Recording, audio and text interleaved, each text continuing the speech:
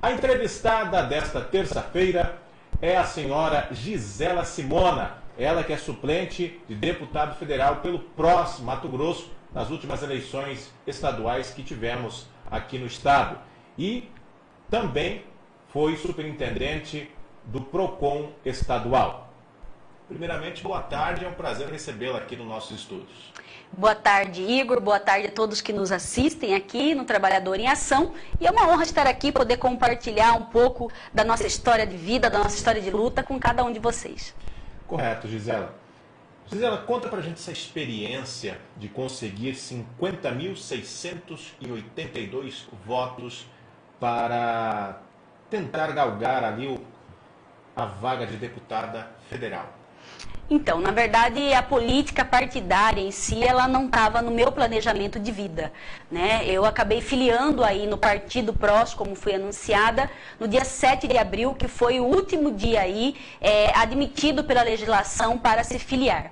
Até em razão aí de todo o grupo do Fórum Sindical, já que eu também participo como vice-presidente do Sindicato dos Conciliadores de Defesa do Consumidor de Mato Grosso, né? Então, o Fórum Sindical, diante daquela grande greve que o Estado de Mato Grosso teve a favor da RGA, que é a Reposição Geral Anual Salarial dos Servidores do Estado, nós vimos o quanto era importante nós, servidores públicos, termos representantes tanto no Parlamento Estadual quanto no Parlamento Federal.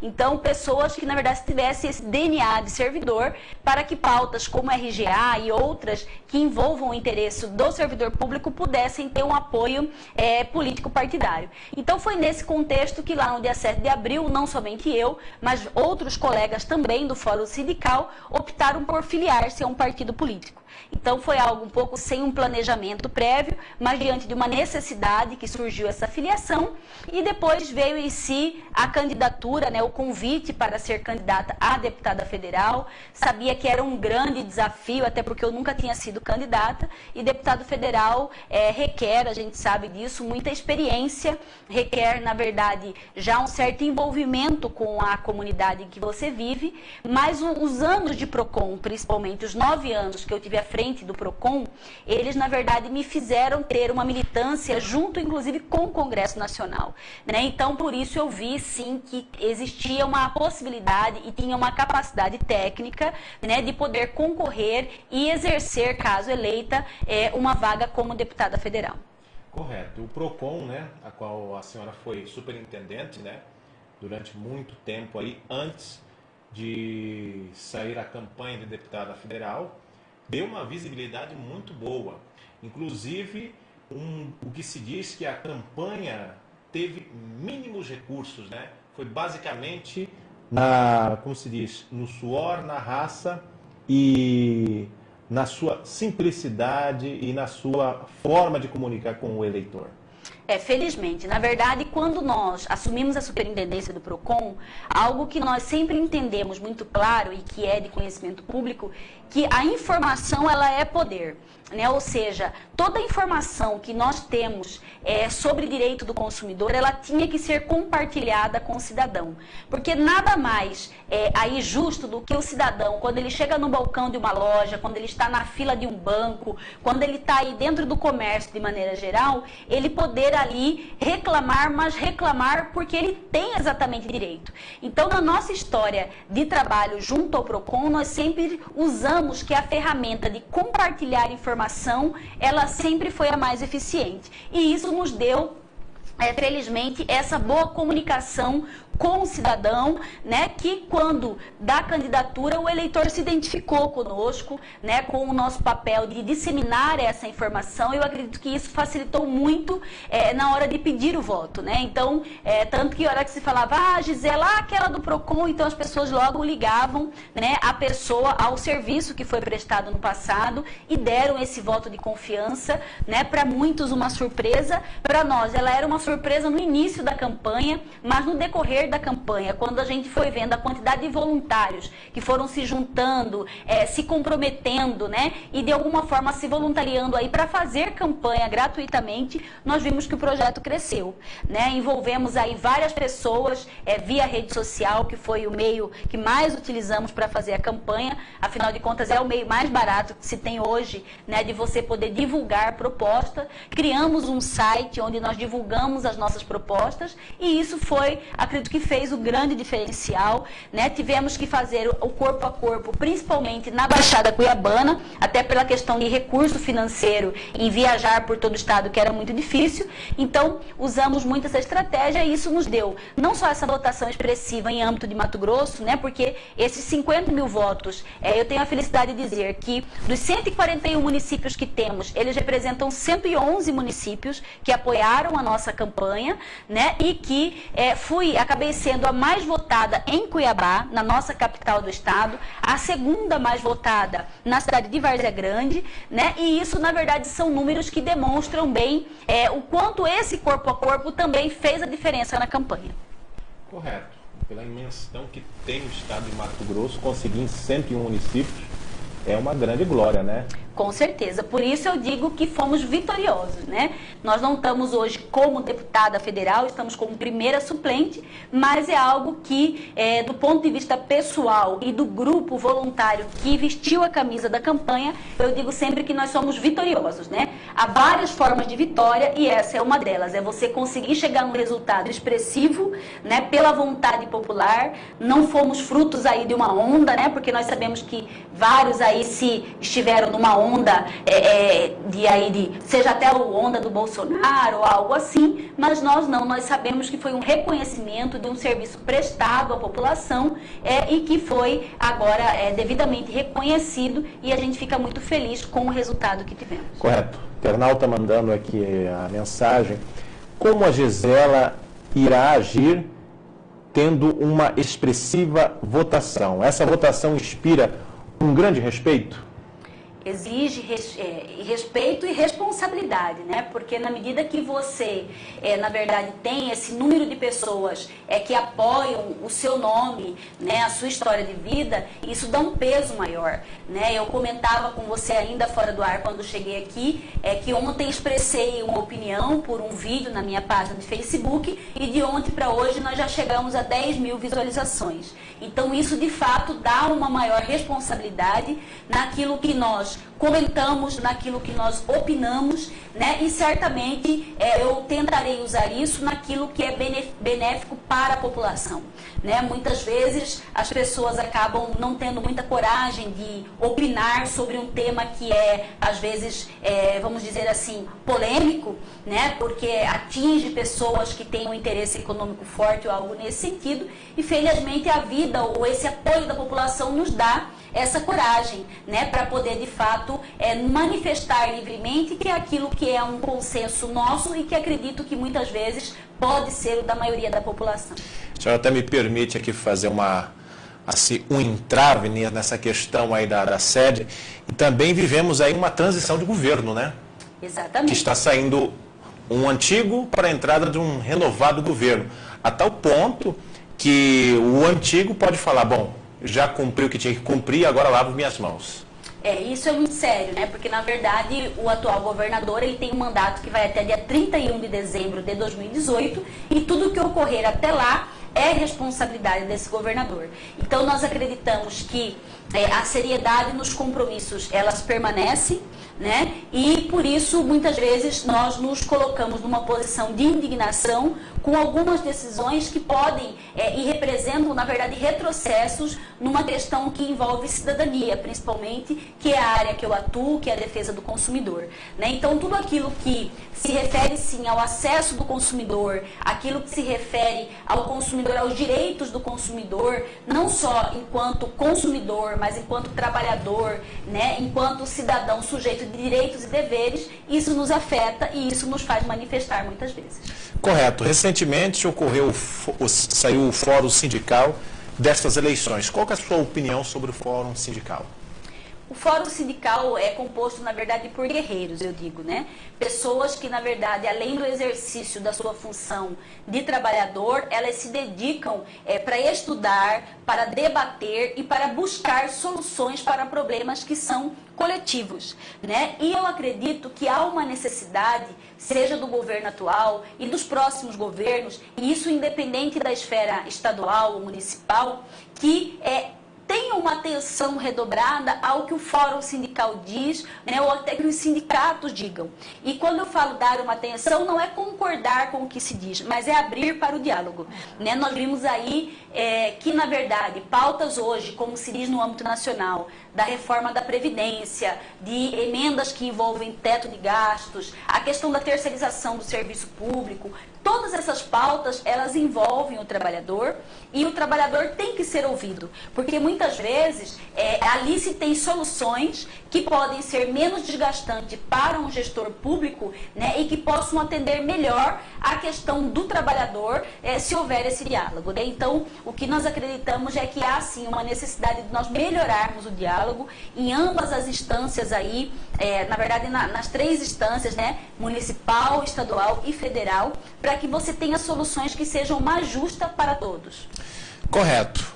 Falamos aí também sobre a importância, né, das mídias sociais, dessa ferramenta. Agora mesmo a senhora acabou de citar aí que utilizou o seu perfil no Facebook, né, para tentar levar aí a atenção das autoridades e principalmente da população que precisa, é claro, do PROCON para tentar justificar algum dano devido a alguma coisa que consumiu. E qual a sua opinião sobre as mídias sociais hoje, comparando com as velhas comunicações como rádio, TV, site? Então, eu penso que as mídias sociais são extremamente importantes para o atual processo econômico, político que nós vivemos, porque na verdade vejam que as mídias sociais aí, elas dão essa liberdade para que todos nós tenhamos voz, né? Então, diferente muitas vezes de você depender de um programa de rádio, de TV, que você tenha a vontade de um ou de outro para você ser entrevistado, para você ter um acesso, hoje a mídia social não, você da sua casa, né, você do seu trabalho, da rua, você grava um vídeo, você grava a sua manifestação e ela é pública e ela pode circular o mundo, então ela é extremamente importante. O que algo nós ainda não sabemos lidar e que isso na verdade merece uma cautela, merece mais estudos, é com as chamadas fake news, né, que nós vimos também que chega a um determinado momento que você já não sabe mais o que é verdade e o que é mentira daquilo que chega até você. Né? Então, eu acredito que nós, brasileiros, de maneira geral, estamos aprendendo a usar essa ferramenta, né? Ela é muito eficaz, mas nós temos que ter o devido cuidado, sim, né? Em razão dessa exposição que é rápida, né? E que, na verdade, ela precisa, e muitas vezes, ser verificada, se é plausível ou não, antes que a gente possa, às vezes, até estragar a vida de alguém ou criar um fato que não existe, situações que podem ser danosas aí, não a um, mas às vezes a várias pessoas.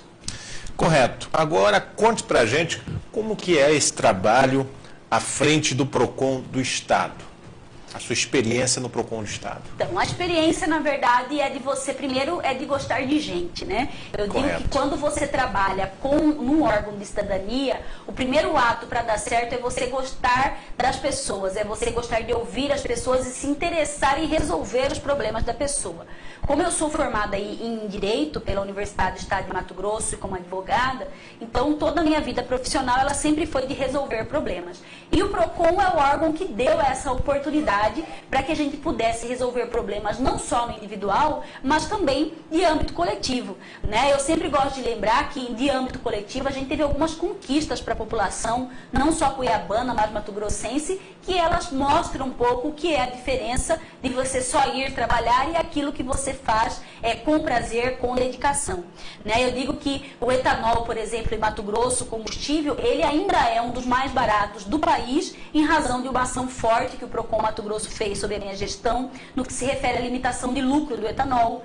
Né? Nós temos hoje na capital o cartão integração fazendo integração em razão de ações que fizemos quando na nossa presidência junto ao PROCON, exatamente por quê? Porque existia publicação ou a publicidade que era um cartão integração, mas você pagava pelo casco, né? Então fizemos que isso fosse efetivo, né? Como outras ações aí, principalmente no que se refere ao reajuste tarifário, hora da água, da energia elétrica, do transporte coletivo, que nós fomos eficazes aí no momento de fazer uma intervenção que de fato beneficiava o consumidor naquilo que lhe era de direito.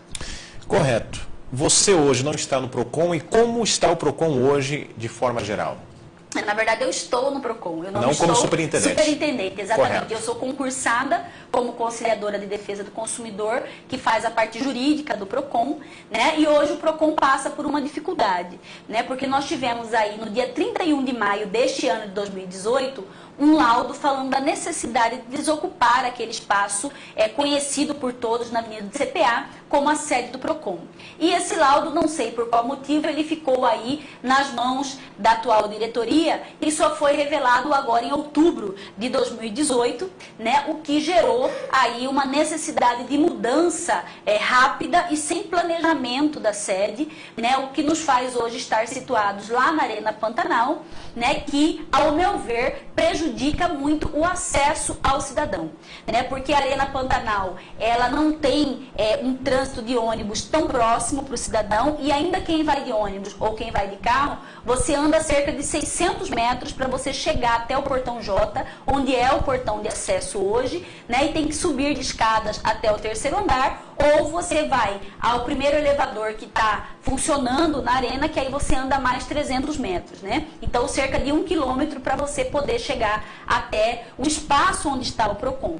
Então, isso dificulta o acesso, principalmente daquelas pessoas que têm dificuldade de locomoção, um cadeirante, uma pessoa idosa, uma pessoa que esteja com criança de colo. Então, pensando nesse público, que é o público comum do PROCON, né, é que a gente fica bastante preocupado que essa ida sem um plano B, sem um plano final de onde o PROCON vai ficar, é muito ruim. Porque, vejam, diz que se é provisório, mas não se tem qual vai ser o definitivo. Vai reformar a sede atual? Vai se locar o outro prédio central para que o PROCON fique? É esse tipo de respostas que nós clamamos aí nas nossas redes sociais para que o atual gestor possa nos dar, no sentido de tranquilizar a população que o acesso ele vai ser restabelecido em breve, né? E que não esse provisório se torne aí perpétuo, né, ou duradouro a ponto de prejudicar ainda mais a população.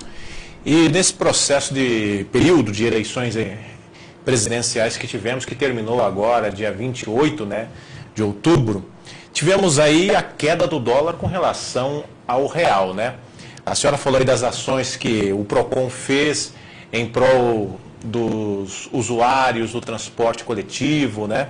E o que a senhora, qual é a sua visão com relação ao dólar? Essa queda pode beneficiar principalmente quem consome?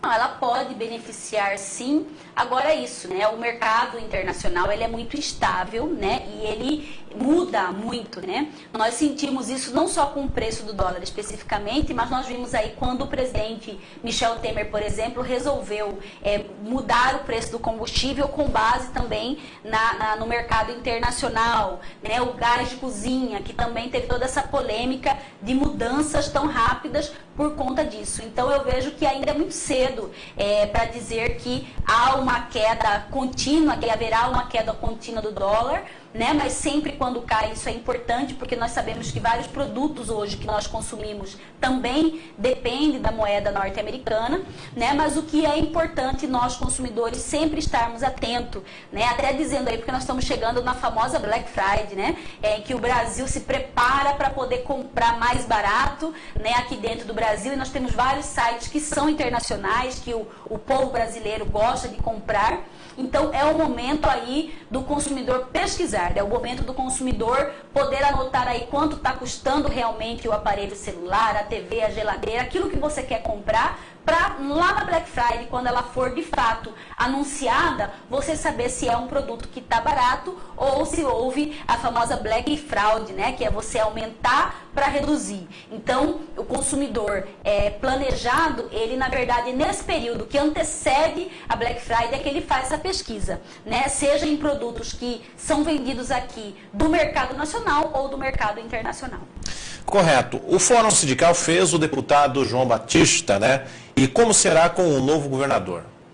Então, nós, felizmente, eu acredito que o Fórum Sindical ele foi vencedor nessas eleições, né, porque nós tínhamos aí a previsão de fazer pelo menos um deputado, e foi feito, né, que é o colega João Batista, que por anos aí foi presidente do Sindipem, ainda hoje é presidente do Sindipem, que é o Sindicato dos Agentes Penitenciários. E o novo governo, que a gente acredita é um governo que vai enfrentar muitas dificuldades, porque a questão econômica de dificuldade, ela não é uma questão só de Mato Grosso, mas é uma questão de Brasil. Então, sabemos aí que vamos enfrentar algumas medidas que podem ser duras, sim, mas o que nós, como servidores públicos, esperamos é que quem pague essa conta não seja só o servidor público, só o trabalhador, né? Porque vejam aí que, quando eu disse da importância dos gestores novos, né, poderem conversar com os servidores públicos, é porque existe, na verdade, estudos do nosso Estado feito e que uma conversa com o novo gestor pode sim trazer alternativas que sejam menos prejudiciais ao povo trabalhador. Correto. E aí, o que ainda não avançou e o que será de luta do Fórum? O que não avançou são as melhores condições de trabalho do servidor, né? Quem está de fora muitas vezes acha que a questão do Fórum Sindical é só questão salarial, e não é isso, né? Hoje, a maioria dos órgãos do Estado, seja da saúde, seja da educação, seja de órgãos como o PROCON, a estrutura de trabalho ela é muito deficitária e isso muitas vezes impede do servidor ir para a rua e executar melhor o seu trabalho. No PROCON, por exemplo, às vezes por falta de carros, de frota para você ir para a rua, você não consegue fazer uma fiscalização efetiva em todos os lugares, porque há uma frota reduzida ou precária, né? Você tem, às vezes, dificuldade de computadores mesmo para você trabalhar numa dinâmica melhor. Enfim, há uma necessidade de condições de trabalho que automaticamente isso daria uma resposta melhor para o cidadão que é atendido por um servidor público, né? E temos desafios grandes que vêm pela frente, por exemplo, a reforma da Previdência, né? É muito comum hoje se dizer, ou ouvir dizer que aumentar a alíquota da Previdência é algo que vai acontecer e não tem jeito, né? Mas você, muitas vezes, não procura, por exemplo, descobrir na raiz qual é o déficit dessa Previdência, o que está causando isso. Porque nós sabemos que aumentar a alíquota também não vai resolver o problema, vai resolver momentaneamente, não será a solução, e nós continuaremos com o problema, né, ao longo dos anos. Então, é necessário sim que os novos gestores também abram um pouco essa caixa preta aí, que é a Previdência, onde se teve muitos desvios de recurso público para corrupção, se tirou o dinheiro da Previdência, se investiu em outras áreas, né, e isso precisa ser aberto para que a gente descubra onde estão esses problemas e, na verdade, corrija na raiz essa situação e não só prejudique o trabalhador. Correto, Gisela Simona. Finalizando aqui a nossa entrevista, o que eu não perguntei que a senhora gostaria de falar?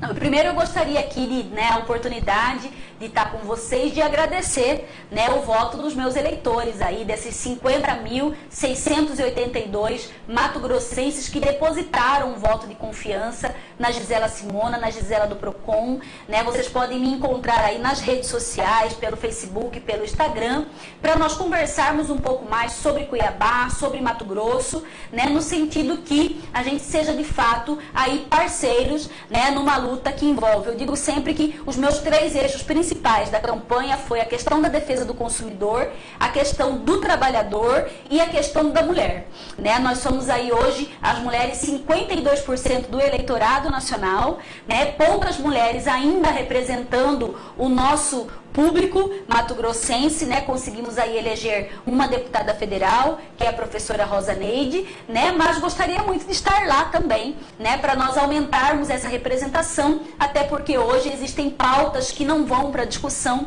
exatamente por essa falta de mulheres dentro desse protagonismo político. Então, quero muito aí poder incentivar também que mais mulheres participem da política, participem da vida pública, né? Porque nós precisamos aí tratar de pautas que afetam a família, né, que afetam as mulheres e que afetam a nossa vida econômica e política. Correto. Gisela Simona, suplente de deputada federal, pelo PROS, muito obrigado pela sua presença aqui no programa Trabalhador em Ação. Estaremos sempre de portas abertas para qualquer eventual assunto. Nós que agradecemos e também à disposição da população. Nosso muito obrigada. Obrigado. Você que acompanhou o programa Trabalhador em Ação desta terça-feira, muito obrigado pela sua audiência. Você pode compartilhar essa entrevista na sua página de Facebook, no seu Twitter e também nos seus grupos de WhatsApp. É só você acompanhar também lá no nosso site Trabalhador em Ação. Obrigado pela sua audiência e até a próxima.